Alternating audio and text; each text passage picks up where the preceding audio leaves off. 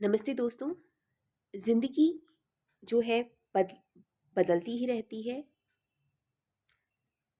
बदलना ही ज़िंदगी का दूसरा नाम है और बदलाव इसमें होना ही है। अगर कोई भी चीज़ ठहराव की ओर चली जाए तो वो उसका पतन जो होता है वो निश्चित होता है। तो ज़िंदगी जो होती है वो चलती ही रहती है, बदलती रहती है हर वक्त, हर समय, हर पल। जैसे मौसम हो गए, ऋतुएं हो गई, हमारी दिन हो गए, रात हो गए, महीने हो गए, साल हो गए, सब कुछ ही बदलता रहता है। बदलाव ही दोस्तों ज़िंदगी का दूसरा नाम है। जिस तरीके से एक छोटा सा अंकुर जो होता है जब वो ज़मीन पर गिरता है तो वो सबसे पहले फूटता है, फूटकर वो छोटे छोटे पौधे, छोटे छोटे पत्तियाँ देता है, पत्तियाँ, और नीचे से उसकी छोटी छोटी रूट्स निकल के आ जाती हैं।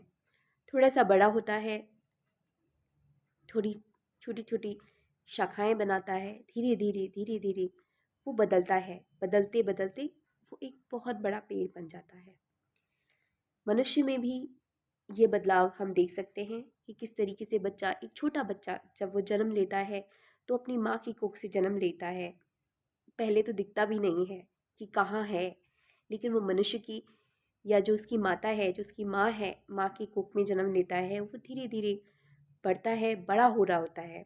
फिर वो बाहर निकलता है, बाहर निकल के वो एक छोटा सा एक बच्चा एक शिशु के रूप में आता है, शिशु से वो बच्चा बन जाता है, बच्चे से वो एक युवक की ओर जाता है, और यौवन से वो फिर धीरे धीरे बड़ा होता होता वो जो है किस तरीके से जो है मध्य मध्य में चले जाता है, और वहाँ से वो किस तरीके से जो है एक एक बूढ़ा इंसान की ओर बढ़ जाता है या बुढ़ापा आ जाता है उसको। तो सब कुछ ही बदलता रहता है, सब कुछ ही बदलता रहता है। जिस तरीके से फूल जो पेड़ में आते हैं, जैसे पेड़ जो होता है वो फूलता है, फलता है, और अपनी छोटे छोटे अंकुर देता है, वो फलता है, फूलता है, और उसके बाद जब उसका समय आता है वो चले जाता है। तो बदलाव जो होता है वो ज़िंदगी में होना ही है, निश्चित है। कुछ भी स्थायी नहीं है। अगर कुछ भी स्थिरता, ज़्यादा ही स्थिरता पे चली जाती है तो वो ठहराव की ओर चली जाती है।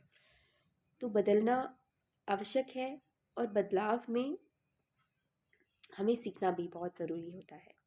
लेकिन ये जो बदलाव होता है, ये सकारात्मकता की ओर हो, ये बहुत ही आवश्यक है। क्योंकि मनुष्य जो होता है वो सृष्टि का एक अभिन्न अंग है, और सृष्टि के अभिन्न अंग होने के कारण उसको जो है सृष्टि के साथ रहकर ही काम करना चाहिए, सृष्टि के साथ सकारात्मकता की ओर बढ़ना चाहिए। ऐसा मेरा मानना है। नमस्कार।